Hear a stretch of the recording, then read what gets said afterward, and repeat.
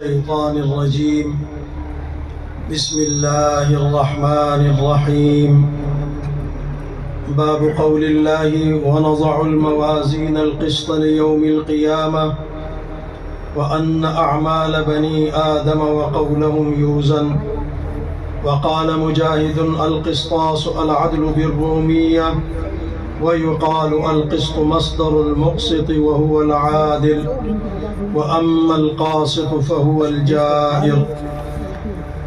به قال حدثنا أحمد بن أشكاب قال حدثنا محمد بن فضيل عن عمارة بن القعقاع عن أبي زرعة عن أبي هريرة رضي الله عنه قال: قال النبي صلى الله عليه وسلم: كلمتان حبيبتان إلى الرحمن خفيفتان على اللسان ثقيلتان في الميزان، سبحان الله وبحمده سبحان الله العظيم.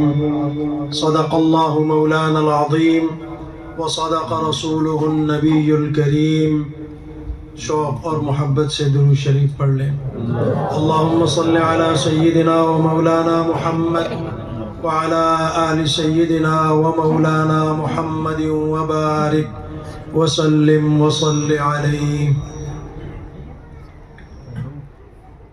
معزز حضرات، صدر اجتماع محترم و مکرم حضرات علماء کرام، مشائخ عظام، دین اسلام سے وابستہ میرے کلمہ گو مسلمان بھائیوں، بزرگوں، اور بالخصوص ہماری ماں اور بہنوں، بیٹیوں، آج کی یہ بابرکت پروقار تقریب سعید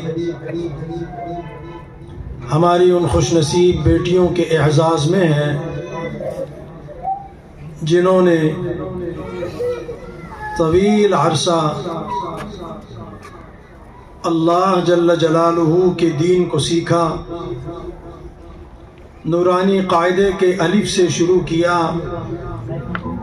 قرآن کریم کے والناس کے سین تک پڑھا، اس کے علوم و معارف سے روشناسی حاصل کی، اور پھر امام الانبیاء، فخر موجودات، نبی آخر الزمان جناب محمد الرسول اللہ صلی اللہ علیہ وسلم کی مبارک احادیث کو اپنے استادوں کی زبان سے سنا، اپنے سینوں میں محفوظ رکھنے کی کوشش کی.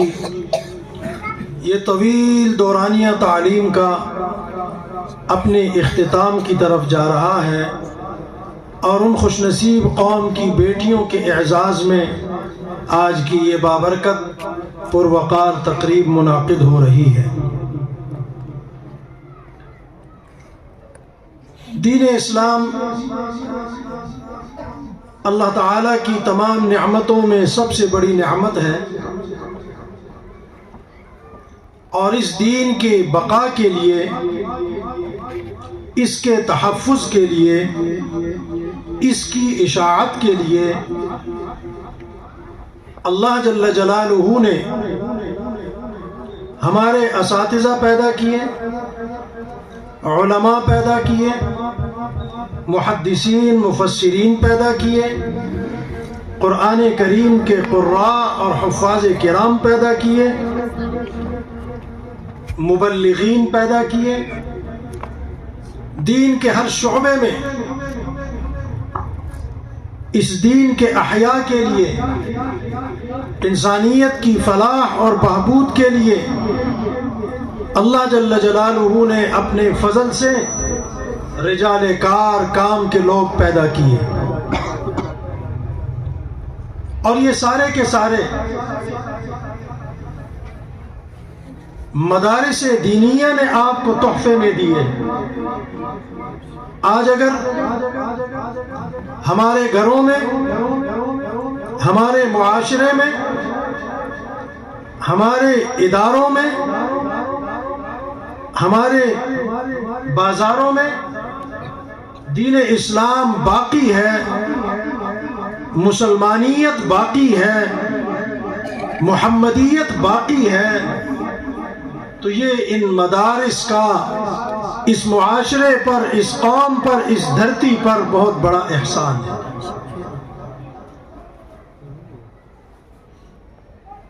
اسلام کی بقا کے لیے،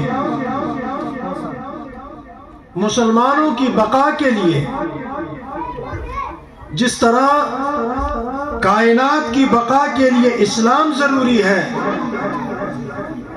اسی طرح اسلام کی بقا کے لیے مدارس دینیہ کا وجود اور ان کا تحفظ ضروری ہے۔